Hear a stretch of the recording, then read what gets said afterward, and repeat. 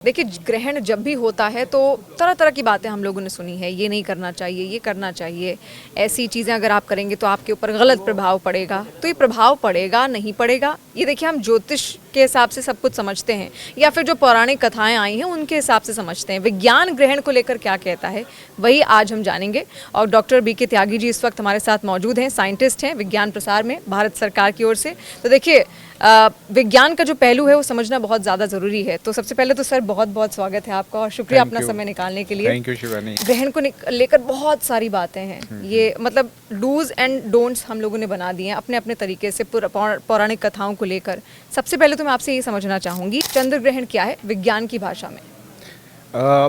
ये एक्चुअली इसको मतलब आप ऐसे समझो कि ये तो पता है कि हमारी जो सूर्य है वो हमारे सौरमंडल का केंद्र है और उसके आसपास सभी ग्रह जो हैं वो चक्कर लगाते हैं और पृथ्वी का जो कहें कि एक उपग्रह यानी सैटेलाइट है वो चंद्रमा। ठीक है, चंद्रमा पृथ्वी सूरज के चक्कर लगाती है और चंद्रमा पृथ्वी के चक्कर लगाता है। तो क्या होता है कि ये तीनों कई बार एक सीध में आ जाते हैं। हाँ। तो ग्रहण तभी होगा, चाहे चंद्र ग्रहण हो या सूर्य ग्रहण, जब ये एक सीध में आ जाएंगे। और यहाँ पे एक कहें कि एक तरीके का कोइंसिडेंट मैं बोलूँगा कि जो चंद्रमा जो है जो पृथ्वी के चारों ओर चक्कर लगा रहा है, एक तो वो उसकी जो परिधि है वो बिल्कुल अंडाकार वो गोलाकार नहीं है, वृत्ताकार नहीं है, अंडाकार है, एलिप्टिकल जिसको हम कहते हैं। और वो पृथ्वी की जो परिधि है उस पे 5 डिग्री एंगल पे काटती है। हाँ, ओके, हाँ। चंद्रमा की जो परिधि है पृथ्वी की परिधि को 5 डिग्री एंगल पे काटती है। 5.1 अगर ये ना होता तो इक्लिप्स ना होते। अच्छा। ये बड़ी इंटरेस्टिंग बात है, यही कोइंसिडेंट है। और जहाँ पे वो काटते हैं एक दूसरे को, मतलब इंटरसेक्ट करते हैं, पृथ्वी की और चंद्रमा की जो परिधि की जो वो लाइन है, वो एक बारी ऊपर जाती है एक बारी नीचे आती है, उसको हम बोलते हैं असेंडिंग नोड और एक बारी डिसेंडिंग नोड। तो यानी वो जो इंटरसेक्ट वाला पॉइंट है जहाँ पे एक दूसरे को काटे, वहाँ पे सूरज बीच में होना चाहिए। सूरज है और अगर चंद्रमा पृथ्वी के बीच में आ गया तो सूर्य ग्रहण होगा। लेकिन पृथ्वी, सूरज के बाद पृथ्वी आई और उसके बाद चंद्रमा आया तो चंद्र ग्रहण होगा। तो जो हमारा 7 सितंबर को होने वाला है वो चंद्र ग्रहण है। और यही 2 पॉइंट हैं। अब इसको जरा माइथोलॉजी के एंगल से देखें तो जहाँ पे ये पॉइंट इंटरसेक्ट कर रहे हैं एक दूसरे को, माइथोलॉजी में या कहें कि हमारी पौराणिक कथाओं में उसको राहु और केतु कहा जाता है, उन पॉइंट्स को। तो और उससे, क्योंकि जब हमारे पास साइंस की इतनी नॉलेज नहीं थी, ये एक बड़ी इंटरेस्टिंग बात है कि हमने जो ग्रहों की जो गति है उसकी तो कैलकुलेशन कर ली थी, लेकिन उसका कारण नहीं ढूंढ पाए थे कि ग्रहण क्यों होता है। कि उसकी छाया जो है वो जो है एक ग्रह या उपग्रह की छाया दूसरे उस पर पड़ रही है। चंद्र ग्रहण में क्या है कि पृथ्वी की छाया चंद्रमा पर पड़ेगी और पृथ्वी सूरज चंद्रमा से बहुत बड़ी है तो वो पूरा उसको ढक लेती है उसकी छाया। तो इसीलिए जहाँ पे रात होगी आप देखेंगे उस पूरे एरिया में आपको चंद्र ग्रहण आप देख सकते हो। जैसे कि इस बारी हो रहा है और ये पूर्ण चंद्र ग्रहण है, क्योंकि जो छाया पड़ती है, छाया के भी 2 भाग होते हैं। एक उसको हम छाया और उपछाया कहते हैं। जो छाया होती है वो डार्क होती है, उपछाया थोड़ी ब्लर होती है, रोशनी के साथ, हल्की रोशनी के साथ। तो अगर चंद्रमा मान लीजिए उस रीजन में है जहाँ पे छाया हल्की है, तो हम देखेंगे कि उसको हम पेनम्ब्रल इक्लिप्स बोलते हैं। यानी उपछाया।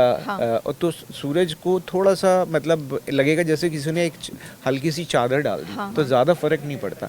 लेकिन जब ये जो पूर्ण सूर्य ग्रहण होता है पूरी छाया के अंदर होता है, पृथ्वी की जो छाया चंद्रमा पर पड़ रही है वो पूरा उसको ढक लेता है, मतलब उसको कवर कर देता है। और हम देखते हैं कि चंद्रमा अचानक जो है अभी तो चमक रहा था, क्योंकि ये जो स्थिति आती है इंटरसेक्ट करने वाली, ये आती है चंद्र ग्रहण तभी होगा पूर्णिमा के दिन होगा। और जो सूर्य ग्रहण है वो अमावस्या के दिन होगा। तो पूर्णिमा में रात में हम देख रहे हैं कि अभी तो चांद पूरा निकला हुआ, इतना चमक रहा है, और अचानक वो उसके ऊपर एक काली जो चादर है वो लग रहा है जैसे कोई उसको ढक रहा है। धीरे धीरे हो रहा है, है ना। तो अब ये इसके साइंस हमें पता नहीं थी कि ये छाया है। हाँ। क्योंकि ग्रहण जो है बेसिकली छायाओं के खेल है। चाहे पृथ्वी मतलब सूरज की जो वो है, सॉरी, चंद्रमा की जो छाया है वो पृथ्वी पर पड़े या पृथ्वी की छाया चंद्रमा पर पड़े। हाँ। तो अब इस केस में क्या होता है कि हम देखते हैं कि जो छाया पड़ी, जो भी सिचुएशन है उसको अगर हम मतलब और वो जो फेज है वो एक धीरे धीरे आता है। हाँ। और एक पीक टाइम आता है और उसके बाद वो रिवर्स डायरेक्शन में वही प्रक्रियाएं जो है वो शुरू होती हैं। तो अब आप सोचो एक उस सिनेरियो को आप इमेजिन करो जब आपके पास ये साइंस नहीं थी, जो आधुनिक साइंस ने जो ये आपको ये पूरी जानकारी दे दी। तो क्या होगा कि रात को चंद्रमा चमक रहा है और अचानक वो काला होने लगे तो क्या होगा? डर लगेगा, डर लगेगा कि है ना? सभी लोग कि चांद गायब तो नहीं, चांद गायब हो गया, इसको किसने काट लिया। तो वो सारे मिथ और सुपरस्टिशंस जो है उस वक्त के हैं। और ये ऐसा नहीं है कि हमारी भारतीय परंपरा में या भारतीय संस्कृति के ये हिस्सा रहे हैं, ये हर जगह है। मैक्सिको की जो सभ्यता थी या जो माया सभ्यता थी और चाइना का आप देखें, अलग अलग कहानियां प्रचलित हैं। हमारे यहाँ राहु केतु है, चाइना में कहते हैं कि एक डेमन है, वो उसको मतलब खा लेता है। तो ड्रम बजाओ बहुत तेज, तो जिससे ये छोड़ के भाग जाए, है ना? तो क्या होता है, आप ड्रम बजाओगे, कुछ देर बजाओगे, क्योंकि जो इक्लिप्स का फेज है वो तो लिमिटेड ही है। कि जैसे ही वो चंद्रमा जो है या सूरज उस जगह से हटेगा, छाया अपने आप वापस आने लगेगी। हाँ, तो हम वो तो उसमें कहा जाता था कि वो ड्रम बजाने से वो ड्रैगन जो है डर गया। अच्छा। तो और वो देखो वापस आ गया। तो भारतीय परंपरा में भी बहुत सारे ऐसे मिथ सुपरस्टिशंस हैं। आप डिफरेंट जो जितने भी हमारे कहें कि आदिवासी समाज है, वहाँ पे अलग अलग इससे रिलेटेड वो हैं। और कुछ चीज़ें हैं जो सभी जगह तब की कहानियां जब हम इस चीज को साइंटिफिकली नहीं देख पा रहे थे। हाँ। तो क्या है कि उसके बाद से अब इसीलिए विज्ञान पढ़ना बहुत ज़रूरी हो जाता है। मान लीजिए आपको विज्ञान की जानकारी नहीं है कि इसके पीछे की साइंस क्या है, तो आप उन परंपराओं से, उन रीतियों से या कुरीतियों से बंधे रहेंगे। और वो क्योंकि बचपन से हम उनके बारे में कहानियाँ, किस्से इतने सुनते आए हैं कि कहीं ना कहीं एक वो डर हमारे दिमाग में बैठा रहता है। और आप सोचते हो यार कर ही लेते हैं, ठीक है ना, बड़ा बोल रहा है तो कर ही लेते हैं, चाहे आपने जितना साइंस पढ़ा हो। लेकिन कहीं एक ना एक कहीं की एक डर का जो है वो एक कहीं की अंश जो है वो दिमाग में बैठा रहता है। तो इसलिए ये चीज़ें अभी भी चली आ रही हैं। और इस बारी क्या हो रहा है कि ये मतलब बड़ा इंटरेस्टिंग है इस बारी का कि चंद्र ग्रहण है, 15 दिन बाद सूर्य ग्रहण है। ठीक है। तो इस जनरली क्या होता है कि जब सूर्य ग्रहण होता है तो चंद्र ग्रहण अक्सर अगली पूर्णिमा को या पहले भी जो ग्रहण है सूर्य ग्रहण वो बीच में आ जाता है। दोनों मतलब 3 आप देख रहे हो। और इस बारी 2 हम देख रहे हैं कि लगातार हो रहे हैं। इसलिए जो एस्ट्रोलॉजी के हिसाब से जो ज्योतिष शास्त्र वाले जो हैं वो देख रहे हैं, वो तरह तरह की बातें की जा रही हैं कि ये एक बड़ा वो है कि पूर्णमासी को चंद्र ग्रहण लगेगा और अमावस्या को वो लगेगा। तो इसके लिए कुछ राशि शायद कुंभ राशि में किसी के लिए अच्छा नहीं, किसी के लिए अच्छा। हाँ, कुछ तो बहुत सारे आपको ये उपाय करने होंगे, ये उपाय करने होंगे। मुझे लगता है कि ये जो परंपराओं का हिस्सा है, कहानियाँ, किस्से हैं, विज्ञान के नज़रिए से देखें तो आपको इसमें कोई तथ्य नजर नहीं आएगा। मतलब सूर्य ग्रहण और चंद्र ग्रहण को विज्ञान राशियों से नहीं जोड़ता, राशियों को मानता है विज्ञान? नहीं, बिल्कुल नहीं मानता। क्योंकि आप ये देखिए जो कॉन्स्टेलेशंस हैं, जिसको हम मतलब राशि या कहते हैं, ये 12 हैं। और 12 का मतलब ये है कि ये एक पर्टिकुलर एंगल पे निकलते हैं हर महीने। आप देखें और यहाँ से अगर हम पृथ्वी से देखें तो लगता है कि वो शेर है, मेष राशि या जो अलग अलग है। तो हर सीजन में हर महीने की एक राशि होती है अगर हम सोलर कैलेंडर के हिसाब से देखें और पृथ्वी से ऑब्जर्व करें। लेकिन इंटरेस्टिंग बात ये है कि ये जो सारे तारे हैं बेसिकली तारों का समूह है, जो यहाँ से हमने उनको एक कहें कि एक इमेजिनरी शेप दे दी है। और वो ज़्यादातर सभी सिविलाइजेशन में था, ग्रीक में भी था और इंडिया में तो आपने देखा ही है कि इतना है। लेकिन ये जो तारे हैं जो हमें नीचे से दिखाई देते हैं, ये कोई क्लस्टर नहीं है, इनकी आपस में भी दूरी बहुत है। हाँ। लेकिन नीचे से जब हम देखते हैं तो एक साथ एक शेप दिखाई दिखाई देते देती है। हैं। अगर आप ऊपर चले जाओ मान लो तो दूर दूर है। तो वो बहुत दूर बहुत दूर है, दूर वो है, शेप भी नहीं दिखाई हाँ। देगी आपको। तो इसीलिए जो एस्ट्रोलॉजी का जो बेसिस है वो मतलब अगर उनको आधुनिक विज्ञान पता हो तो शायद वो किताब जो है दोबारा से इंटरप्रेट की जाएंगी और कही जाएंगी। और अब उसमें वही बताते हैं कि इसका ये असर होगा, ये असर होगा, जबकि वो तारे नीचे से मतलब पृथ्वी से देखने पे हमें एक शेप दिखाई देती है, लेकिन अगर हम उनके पास चले जाए, हालांकि जा नहीं सकते क्योंकि तारे तो जैसा सूरज है वही है, लेकिन उनकी आपसी दूरी बहुत है, बहुत लाइट ईयर्स में है, आप इमेजिन नहीं कर सकते क्योंकि हमसे इतनी दूर हैं वो, हमें मतलब वो सिर्फ एक डॉट सा दिखाई देता है। साइंस जैसे आप समझा रहे हैं कि राशियों से हम लोग ने कोई सिंबल तैयार कर दिया और कहा कि ये उस राशि से जुड़ा हुआ है, ये तारा कॉन्स्टेलेशन ऑफ स्टार्स। साइंस उसको किस तरीके से देखता है? नहीं वो साइंस कुछ सिंबलाइज करते हैं वो कॉन्स्टेलेशन ऑफ स्टार्स। बिल्कुल, क्योंकि ये जो एस्ट्रोनॉमी के लिए ये क्लस्टर ऑफ जो स्टार्स है इनकी प्रॉपर्टी समझने के लिए बड़ा हेल्पफुल होता है। और दूसरी बात ये कि ये एस्ट्रोनॉमी जो है जिसको हमने एस्ट्रोलॉजी में कन्वर्ट कर दिया, ये पहली साइंस थी दुनिया की, क्योंकि रीज़न था कि आपके पास कोई और डायरेक्शन नहीं थी, कोई नेविगेशन का तरीका नहीं था, तो आप तारों की सिचुएशन देख के अपना रास्ता डिसाइड करते थे क्योंकि उनकी पोजीशन फिक्स है ना। और वो आप देख रहे हैं कि हर महीने जैसे नील रिवर का था कि वो एक पर्टिकुलर कॉन्स्टलेशन उधर आता था एक उस पे, तो वो बारिश होती थी। तो सीजन की डायरेक्ट हमें नहीं थी, 12 महीने या कैलेंडर उस तरीके का नहीं था।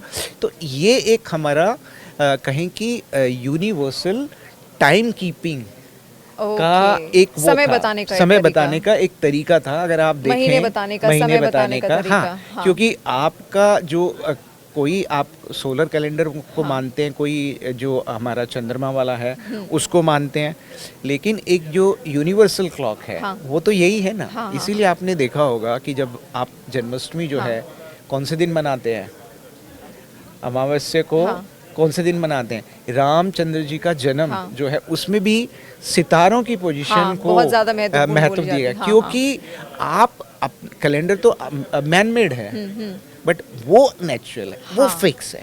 इसीलिए उसका जो कहीं कि जितना भी उसमें, क्योंकि हमारी इंडिया में जितना भी मैथ्स में जो रिसर्च हुआ है या डेवलपमेंट हुआ है, वो सब उनकी एग्जैक्ट पोजीशन को कैलकुलेट करने के लिए, चाहे मैथमेटिक्स हो, टिग्नोमेट्री हो, ज्योमेट्री हो, वो हमने वो कोशिश करी, क्योंकि हम वो एक क्लॉक बनाना चाहते थे जो कि यूनिवर्सल हो। क्योंकि आपका टाइम कुछ और है, अमेरिका चले जाओगे तो कुछ और है। अभी तो हमारा मतलब वो ग्रीनविच लाइन से हमने एक मनाया हुआ है, लेकिन और ये उसमें एग्रीमेंट है, उसके लिए आपने पूरी दुनिया में ट्रीटी करी है कि भाई ये लाइन माननी है। बट जब ऐसा कुछ नहीं था तब आप क्या करते, तो यही तारे थे। और ये हर सिविलाइजेशन में कुछ इसी तरीके का एक सिस्टम डेवलप हुआ है जिसमें उन्होंने तारों की पोजीशन से टाइम को कैलकुलेट करने का तरीका निकाला था। डॉक्टर बीके त्यागी जी, इसके अलावा लोग ये कहते हैं जब ग्रहण लगता है तो धरती पर नेगेटिविटी बढ़ जाती है, बुरी आत्माओं का साया होने लगता है। इसको कैसे आप डिकोड करेंगे विज्ञान की लैंग्वेज में? क्या है, सच में नेगेटिविटी बढ़ती है? ये वही बात होगी ना, राहु केतु से का ये अगला एक्सपेंशन है इन टर्म्स ऑफ सुपरस्टिशंस। आप ये बताइए, इसके अलावा मैं ये भी जानना चाहूंगी कि ज्योग्राफिकल क्या चेंजेस होते हैं जब ग्रहण आता है? हाँ, देखिए इस केस में जो ज्योग्राफिकली कोई चेंज नहीं होता। अच्छा। जो चेंज होता है वो जो लिविंग वर्ल्ड है वो उनके बिहेवियर में होता है। मेनली जैसे जो सारी सुपरस्टिशंस आपकी बनी, जो प्रैक्टिस आज भी आप कर रहे हैं, वो किस लिए बनी? एक डर से बनी या एक समथिंग अननेचुरल हुआ कुछ देर के लिए। भाई सूरज जो है वो चमकता है, पूरब से निकलता है, पश्चिम में जाता है। अगर इस रूल में कुछ चेंज आए तो नेचुरली आपकी एक उत्सुकता बढ़ेगी, डर भी बढ़ेगा। तो इस केस में आप देखिए कि साइंस में एनर्जी इज एनर्जी। पॉजिटिव और नेगेटिव एनर्जी क्या है, ये तो सब्जेक्टिविटी होती है आपकी कि आपको किसी की शक्ल अच्छी नहीं लगती, क्योंकि यहाँ पे इसका कोई साइंस नहीं है कि कोई आपको अच्छा लगता है, कोई बुरा लगता है। अब जो बुरा लग रहा है वो आप बोलोगे इसमें से बहुत नेगेटिव एनर्जी आती है, तो ये आपकी सब्जेक्टिविटी है। साइंस में energy is energy, there is no negative energy, no positive energy. Okay. अब एनिमल, अगर हम में ये चेंज आ रहा है, डर आ रहा है, तो एनिमल का सोचिए, उनका तो सारा जो बॉडिकल क्लॉक है वो तो सूरज की रोशनी पे चलती है। पक्षी जो है वो शाम को वापस अपने घोंसलों में चले जाते हैं जैसे ही सूरज नीचे जाने लगता है। अब ये दिन में हो रहा है, मान लीजिए 1 बजे हो, वो बेचारे अभी तो घर से निकले हैं, है ना, उनको 7-8 घंटे उनका जो बायोलॉजिकल क्लॉक है जो उनको गाइड कर रहा है, और वो मतलब कुछ 3-4 घंटे में ही वो देख रहे हैं कि अंधेरा होने लग गया। तो एक स्टेट ऑफ कंफ्यूजन होता है सारे एनिमल में है। बर्ड्स में तो बहुत प्रोमिनेंट यानी होता है। उनमें भी बिहेवियरल चेंज देखने को मिलेगा, Behavioral change जानवरों के होता है। अंदर भी। हाँ, और वो- इसी कारण ये इंसानों के अंदर भी होता है, वो नहीं, डर के वजह से, हाँ, उस इंसानों fear में appeal की वजह से। बिल्कुल बिल्कुल, क्योंकि आप जो देख रहे हैं, आप कुछ एक अनयूजुअल फिनोमेना एक्सपीरियंस कर रहे हैं, सिचुएशन को फेस कर कि रहे हैं। चांद कहाँ गया, सूरज हाँ, कहाँ जो चला रोज गया। नहीं होता। हाँ, हाँ, ठीक है, जो रोज नहीं होता, तो एक स्टेट ऑफ कंफ्यूजन होगा। अब जब हमारे पास साइंस नहीं थी तो हमने उसको एक्सप्लेन करने के लिए बड़ी सुंदर कहानियां बनाई हैं। जैसे राहु केतु का मुझे कहानी तो बहुत अच्छी लगती है। मोहिनी अवतार भगवान विष्णु ने लिया था, फिर उनने अमृत धारण कर लिया, तो वो गुस्सा हो गए थे। कितनी सुंदर कहानी है। पर उसको अगर आप सच्चाई मान लोगे तो मतलब आज की तारीख में तो वो कहानी, देखिए, उसको कहानी माना जाए, और उस वक्त जब हमारे पास ये साइंस का एक्सप्लेनेशन नहीं था, समझाने के लिए ठीक था, क्योंकि उसका एक रीजन था। चंद्र ग्रहण को आप नंगी आंखों से देख सकते हैं। चंद्रमा का जो साइज है वो पृथ्वी के साइज से कम है, लेकिन पृथ्वी से जब हम देखते हैं, ये भी कोइंसिडेंस है, बहुत प्यारा कोइंसिडेंट है कि जब हम पृथ्वी से सूरज और चंद्रमा को देखते हैं, दोनों का जो एनुलर एंगल, मतलब आंख से देखने पे जो शेप नजर आता है, दोनों का बिल्कुल बराबर है। इसीलिए चंद्रमा लगता है कि उसने सूरज को पूरा ढक लिया, जबकि ढका नहीं। नहीं, ढका है। हाँ। वो दूर से देखने में ऐसा लगता है। हमें यहाँ से देखने में लगता है, लेकिन जैसा कि हम ये देखते हैं कि जो चंद्रमा है वो कभी पृथ्वी के पास होता है, कभी बहुत दूर होता है। ठीक है। हाँ। अभी जो ग्रहण हो रहा है, चंद्र ग्रहण, वो पृथ्वी के काफी पास है, और जो अपनी शेप से जो हमें यूजुअली दिखाई देता है 7% ज्यादा दिखेगा, इसीलिए ब्लड मून कहा जा रहा है उसे। हाँ, ब्लड मून। ब्लड मून, ये भी बड़ा ट्रेंडिंग शब्द है। हाँ। ब्लड मून कोई साइंटिफिक टर्म नहीं है, बेसिकली मतलब क्योंकि आपने देखा है जैसे सूरज भी जब सुबह उगता है लाल लालिमा दिखता है, उसमें होती है। हाँ, वो इसीलिए कि लाल जो है रंग की जो वेव्स है, वो उनकी जो वेवलेंथ है बहुत ज्यादा होती है, तो वही पेनिट्रेट कर पाती है। ओके। बाकी चीजें, बाकी सारी जो लाइट्स हैं स्कैटर्ड हो जाती हैं। इसीलिए आप देखते हैं कि रेड लाइट क्यों लगाई जाती है, रेड सिग्नल रेड क्यों लगाई, दूर से दिख जाता है। ऑरेंज, रेड, ये सारे कलर्स हैं। तो वो कलर रह जाता है, तो इसलिए हमें वो ब्लड मून दिखता है। और ना, मैं ये देख रहा था कि ये बड़ा इंटरेस्टिंग है, लिटरेचर में भी शेक्सपियर ने भी ना अपने 3-4 प्लेस में इसको मेंशन किया है। हाँ, रेड मून है, ब्लड मून नहीं है उसमें। The word is red moon. I think शायद मैकबेथ में भी है, हैमलेट में भी है, और किंग लियर में भी है। 3 में मैं देख रहा था कि, तो ये आप देख लो कि वो डर जो है, और उसको मतलब एक ऐसी सिचुएशन से कोरिलेट किया है जो कि एक बैड ओमन, मतलब एक क्या बोलेंगे, नेगेटिव एनवायरनमेंट और नेगेटिव शक्तियों जो का कुछ, हाँ, या कुछ ऐसा बुरा होने वाला है, उस तरीके की सिचुएशन। हाँ, तो ये आप सोच सकते हो कि मतलब ये जो मेंटल लेवल पे कहाँ तक पेनिट्रेट किया है। लिटरेचर में भी उसको एक नेगेटिव सिचुएशन को या नेगेटिव सिनेरियो को डिपिक्ट करने के लिए उन्होंने इसको यूज किया। आप साइंटिस्ट हैं, क्षेत्र में बहुत रिसर्च आपने खुद से भी की है, बहुत सारे साइकोलॉजिकल रिपोर्ट्स भी आपने यहाँ पर पढ़ी होंगी, इसके अलावा भी बहुत सारे रिपोर्ट्स आपने पढ़ी हैं, बहुत तरीके की बातें। सर, मतलब महिलाओं को लेकर तो ग्रहण में आप जैसे आपने बात भी की, पुरानी जो परंपराएं हैं उसको लेकर कहते हैं महिला अगर कोई लेटी है ग्रहण के टाइम पे, नहीं लेटना नहीं है, कैंची नहीं चलानी है, बाल नहीं काटने हैं, खाना नहीं खाना है, सोना नहीं है। तो मतलब साइंस इसको कैसे देखता है? नहीं, इसमें देखिए, मुझे लगता है कि एक उस वक्त जब हमको साइंस का पता नहीं था, एक मेरिट थी, क्योंकि स्टेट ऑफ कंफ्यूजन है हर जगह, ये हो क्या रहा है, ये हो क्या रहा है। उस केस में सबसे ज्यादा वनरेबल कौन होगा? एक गर्भवती महिला, और पेट में पलने वाला बच्चा। तो उसको स्पेशल प्रोटेक्शन देना है आपने, ठीक है ना। मान लीजिए दिन में अंधेरा हो गया, तो अंधेरे में वो अगर उसको भी थोड़ी क्यूरियोसिटी हुई तो ठोकर लग सकती है, इसीलिए उसको बोलना है कि भाई वो बाहर ना निकले, हाँ। एक जगह बैठी रहे, हाँ। कोई भी पैना हथियार, हाँ, क्योंकि अंधेरा है। हाँ, हाँ। तो दुर्घटना हो सकती है ना। हाँ, चाकू तो, या कैंची से हाँ, चलाने को मना करते हैं। तो ये कैंची तो शायद उस वक्त नहीं होती थी, हाँ, हाँ। चाकू जरूर होता होगा। हाँ। और चाकू भी इतने फाइन नहीं होते थे, हाँ, आपने देखा हाँ। होगा, दरातियां और हाँ, बड़े दराती, बड़े ही होते मोटे, थे। तो दुर्घटना होने के हाँ। चांसेस थे कि आप कुछ खाना मत बनाओ, क्योंकि हाँ। खाना बनाओगे तो सब्जी भी काटोगे, हाँ। तो वो चोट लग सकती है। हाँ। तो ये सारी चीजें उस वक्त की हैं जब लाइट नहीं थी। अब आप अपने घर में बैठे हैं, बल्ब जल रहा है, तो यहाँ पे क्या दिक्कत है आपको, मतलब बैठें उठें हाँ। सावधानी से। हाँ। फिर भी मतलब एक स्पेशल प्रोटेक्शन तो जब जिस दिन से आप प्रेग्नेंट होते हैं खास हमेशा से ही रहती है pregnant women के लिए, और हाँ। उस वक्त आप देख रहे हैं कि घर के सारे लोगों में एक स्टेट ऑफ कंफ्यूजन है, बाहर भी सोसाइटी में भी हबड़ा दबड़ी, जानवर अलग तरीके से बिहेव कर रहे होते हाँ। हैं, हाँ। है ना।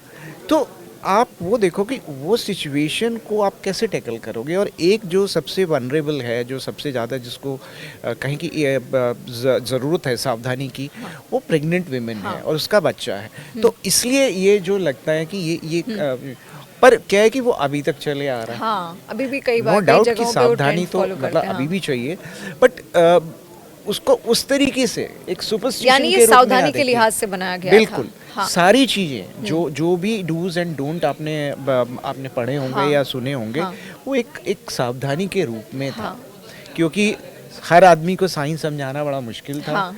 तो उसको धर्म से हम जोड़ देते हैं, परंपराओं से जोड़ देते हैं। लेकिन जब आप साइंस पढ़ते हैं तो क्या है कि तो अब एक लॉजिक, एक तर्क, आज हम देखें कि हम सारे बच्चों को पढ़ा रहे हैं, तो सारे बच्चों में एक तर्क शक्ति तो पैदा हो ही रही है। तो मेरी सबसे यही गुजारिश है कि ये वाला भी काफ़ी लंबा है। हाँ। जो पूर्ण चंद्र ग्रहण है, इसको एंजॉय करें। तीन मूर्ति में जो हमारा वो है सेंटर है, वहाँ पे जाएं। उन्होंने ऑलरेडी तैयारी कर ली है, बहुत सारे टेलीस्कोप लगाए गए हैं। लेकिन इसको आप नेकेड आइज से देख सकते हैं, नंगी आंखों से देख सकते हैं, कोई इक्विपमेंट की ज़रूरत नहीं है, क्योंकि ये एक बहुत चंद्र ग्रहण है। पूर्णिमा के दिन होता है, पूर्णिमा में चांद बड़ा होता है। तो आप बहुत आराम से ये सारी जो फेजेस हैं कि कैसे पहला कांटेक्ट हुआ, फिर दूसरा कांटेक्ट हुआ जब जो पूरा अंदर छाया आ गई और टोटलिटी का रीज़न हुआ, और जो चंद्रमा है वो आपको लाल दिखाई देगा। उसका कारण मैंने आपको बता दिया। और फिर सारी सीक्वेंस रिवर्स फेज में वापस हो जाती है और वो अपने रास्ते चले जाएंगे। और जो चंद्रमा है वो फिर उसी उस अवस्था में आ जाएगा। तो इसमें ना तो कोई डरने की बात है, ना इसमें कोई सुपरस्टिशन है। ये छायाओं का खेल है बेसिकली। ठीक है ना। तो इसमें मुझे लगता है कि ये इसको एंजॉय करो। ये वाला भी। और सूर्य ग्रहण तो शायद इंडिया में दिखाई नहीं देगा, बट ये जो चंद्र ग्रहण है ये मौका है। और इसका जो ड्यूरेशन है वो भी काफ़ी लंबा है, क्योंकि चंद्रमा जो है पृथ्वी के काफ़ी पास है और 7 गुना बड़ा हमें दिखाई देगा। और जो ड्यूरेशन है वो भी काफ़ी लंबी है, तो जो टोटलिटी की। तो इस फिनोमेना को एंजॉय करें, सबको इनकरेज करें। और चंद्र ग्रहण देखना तो वैसे भी मतलब मैंने कहा ना, सूरज ग्रहण में फिर भी कुछ सावधानी रखनी पड़ती है। इसको देखने के लिए आपको कोई सावधानी की भी जरूरत नहीं है। बात से मैं खुद ही मोटिवेट हो रही हूँ, मेरा खुद भी मन है देखने का। सीधा आप देखिए, शायद 9 बजे कुछ शुरू होगा। जो टोटलिटी का पीरियड है वो 11 बजे कुछ के करीब है। तो तैयार रहिए, अपनी छतों पर जाइए और 7 सितंबर और इसको एंजॉय करिए।